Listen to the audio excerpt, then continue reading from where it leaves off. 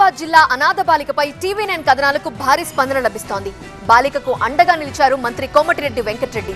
చిన్నారిని చదివించి పెళ్లయ్యేంత వరకు అన్ని విషయాల్లో తానే బాధ్యత వహిస్తానంటున్నారు మంత్రి. ప్రతి నెల నగదు పంపిస్తానన్న మంత్రి త్వరలో బాలికను కలిసి మరింత భరోసా నింపుతానని ప్రకటించారు. ప్రతీక్ రెడ్డి ఫౌండేషన్ నుంచి తహసీల్దార్ లింగమూర్తి, ఎంపీడీఓ అబ్దుల్ సమాద్ ద్వారా ₹1,00,000 అందించారు. బాలికకు ఇల్లు కూడా సమకూరుస్తానని హామీ ఇచ్చారు. టీవీ9 కథనాల ద్వారా విషయం తెలుసుకున్న మంత్రి పాపతో వీడియో కాల్లో మాట్లాడారు. అధైర్యపడొద్దు, అండగా ఉంటానని భరోసా ఇచ్చారు.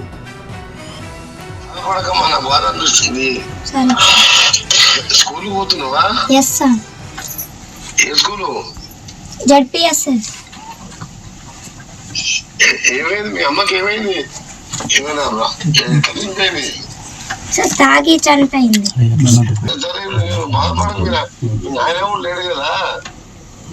పైసలు పంపించిన బ్యాంకులు వేసుకో, మంచిగా చదివిస్తా, మంచిగా చదువుకో.